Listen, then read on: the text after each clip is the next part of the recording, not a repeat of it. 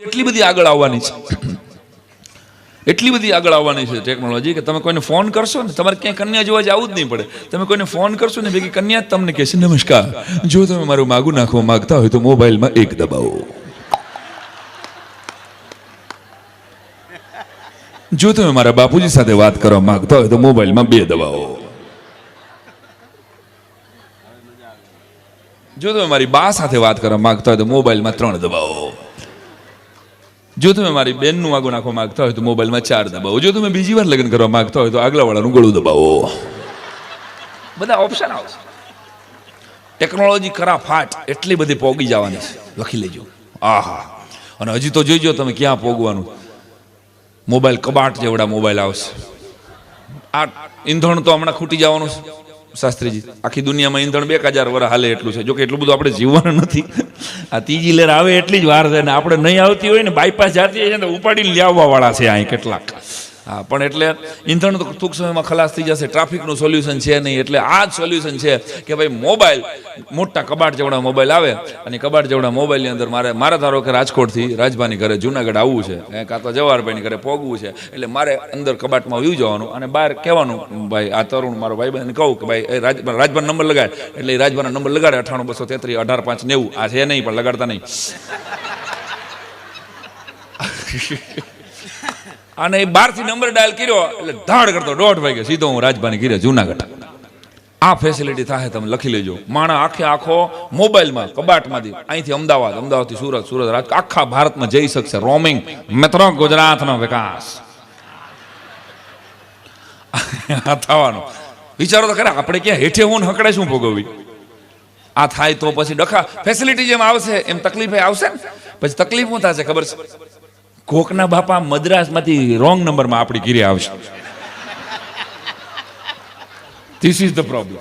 નારગુંડ પારગુંડ ઇટ્ટુ સ્વામી બિટ્ટુ અંદડપો અંદડક નમંડક દડા દમડક દડમ દડા ઇંદડા બંદડા. આપણે ગોટે ચડી ગયા હું બોલે છે અને અહીંયા હું કામ આપણી ઘીરે આવ્યો? Wrong number.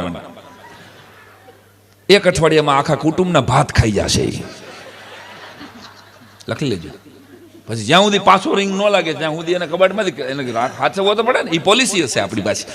લખી લેજો. ડખો એ થશે. ફેસિલિટી જેમ આવ્યા, કોકના રોંગ નંબરમાં બાપુજી આવી ગયા કોકના ઘરે, અને ડખો એ થશે કે તમે પ્રાર્થના સભામાં જાશો ને પૂછશો કે શું હતું ભાઈ બાપુજીને, એટલે એમ કહે કાંઈ નહીં ભાઈ, જુનાગઢથી બગોદરા જતા હતા અને અમદાવાદ જતા હતા ને બગોદરા પાસે કવરેજ વયું ગયું.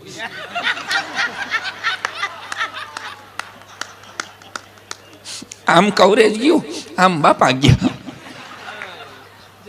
પાછા શોખ આવ્યા છે એ બધા શાસ્ત્રીજી શું કહે છે ભાઈ તને ના પડી હતી તો ચાઇનાનો મોબાઈલ ન રાય. આમ જો 3000ના મોબાઈલમાં બાપા ખોયા થાય. આવું થશે. પણ દોસ્તો આ તો આનંદની વાત છે. હસતા હસતા એટલું કહેવું છે કે આપણને વોડાફોનના કે એરટેલના ટાવર ઉપર ભરોસો છે, પરમાત્માના પાવર ઉપર ભરોસો નથી આવતો. એટલે ફરીને એક પંચાયત છોડજો.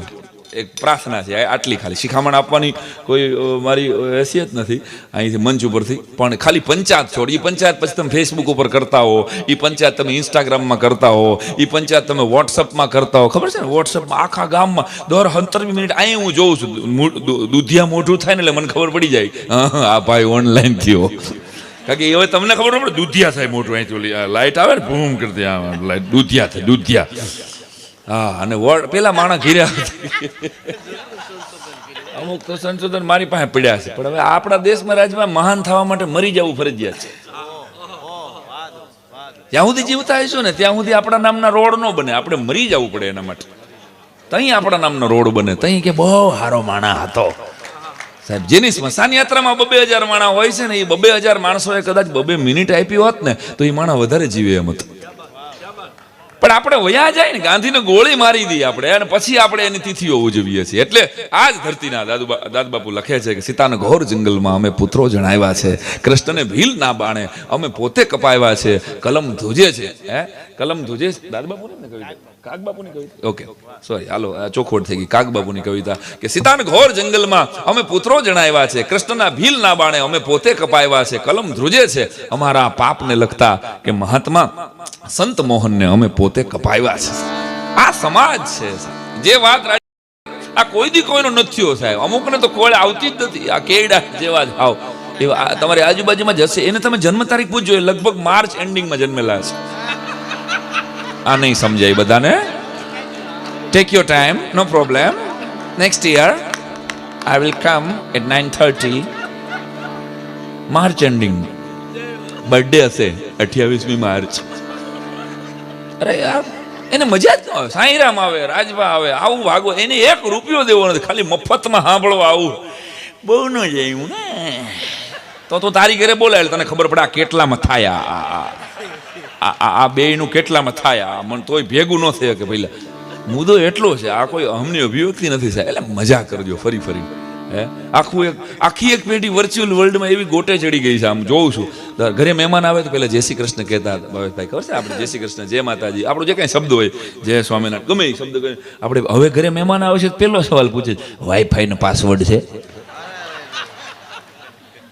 અને મેં તો મારો વાઈફાઈનો પાસવર્ડ જ એવો રાખ્યો છે કે તું તારું વાપર.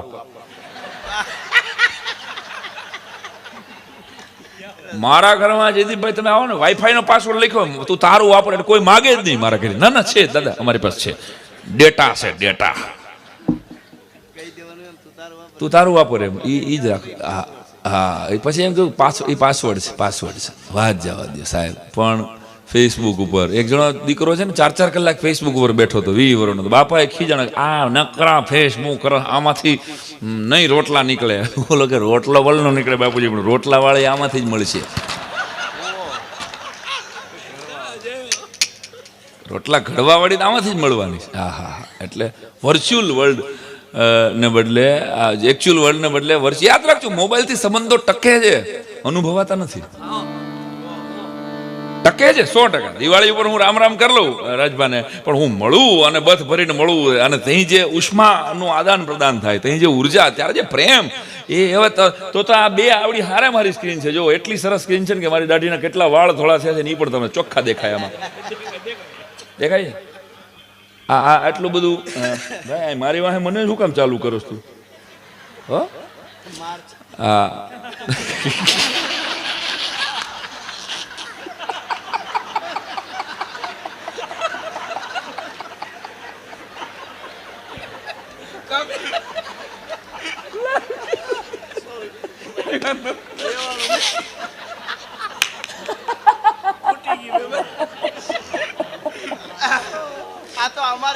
અમારી તમારું નથી ભાઈ, તમારું નથી, અમારું. અમે છે ને બહાર પ્રોગ્રામમાં અમે આવી રીતે રાત કાઢી લઈ, કારણ કે અમે બે અમને તો ઘરે પોહાય એમ નથી. અમારો ચાર્જ વધારે છે એટલે અમે અમારી ઘરે પ્રોગ્રામ અમારા નથી કરતા. આનંદ તો કરવો ને ભાઈ. આમાં ક્યારેક આમાં ખબર છે ને બીજી લેયરમાં એ તો અમને જ્ઞાન થઈ ગયું છે, તમને થઈ ગયું. કहीं ઓક્સિજન 78 થઈ જાય નક્કી નથી. મોજ કરજો, જલસો કરજો સાહેબ, ફરી ફરીને. અને લાઈવ વર્તમાનમાં જીવજો. સંબંધો છે કામ લાગશે. ફેસબુક ઉપર 2000 લાઈક હશે તમારી કે 400 તમને ફોલો કરતા હશે, પણ ભાઈ અહીંયા તમને કહું છું ચશ્માવાળા મિત્ર, તમારે અહીંયા કોકની હારે ડખો થાય, હમણાં બહાર નીકળો, થાય જ નહીં માતાજીની દયાથી, પણ તમને જ કહું છું, તમારે કોકની હારે ડખો થાય તો ઓલા 400 લાઈક વાળા છે એ એકેય કામ લાગે કે આ 4 તમારા ભાઈબંધ છે એ કામ લાગે? બોલો કોણ લાગે? આ જ લાગે. તો ઓલા 400 ગમે એટલી લાઈક કરે એ પછી પટ્યું મૂક. અને તમે જોઈજો છોકરો જ્યારે પણ એક કોઈ છોકરી ફેસબુક ઉપર પોસ્ટ મૂકશે ને કે આજે હું મંદિરે 2 કિલોમીટર ચાલીને ગઈ, એટલે ભૂરાઓ બધા એવા લખશે કે વાહ જ્યોર્જિયસ, તમે તો બહુ આસ્થાવાન છો અને તમે તો પગે ચાલીને ચાલો તો કેટલા સરસ લાગો છો. આવું જ લખે. કોમેન્ટો તમે વાંચજો ક્યારે. એક છોકરી મંદિરે ખાલી ભવનાથ હાલીને જાય અને 2-4 પોસ્ટ મૂકે અને એની પોસ્ટ ભૂરાઓ તમે મૂકજો. આજે હું પ્લેનમાં બેઠો, આવું લખજો તમે મંદિરે ની. એટલે તો હું કે તો ધૂંબો માર્યો હોય છે, મફતની ટિકિટ હશે તો જ તું બેઠો, તો ખટારાને લાયક છો, તું પ્લેનમાં હો જ નહીં કોઈ. તો શું હાલે છે યાર આખું વર્ચ્યુઅલ વર્લ્ડ ઉપર. તો એમ પ્લેનમાં બેઠો તો એમ લે આને આને આને એટલે અટવાઈ ગયા કોઈ જાણે હાવ. એટલે ફરી ફરીને ભાઈબંધ કામ લાગશે દોસ્તો. ભાઈબંધી બનાવેલી હશે ને, સંબંધો તમે વાવ્યા હશે, એ તમને ને તમારા સમાજને, જયદીપભાઈએ સંબંધ વાવ્યા છે તો એના સમાજને કામ લાગી રહ્યા છે ને સાહેબ. એના 50 મિત્રો એવા આવ્યા છે કે જેને કદાચ આ કથાથી મતલબ નથી, એને તો આ ભાઈબંધથી મતલબ છે સાહેબ. એટલે ફરી ફરીને વાહ મારી માર્કેટે છે ખરા હો હજી. તમે બોણી કરાવી હૈયું ઉપર આવી ગયું.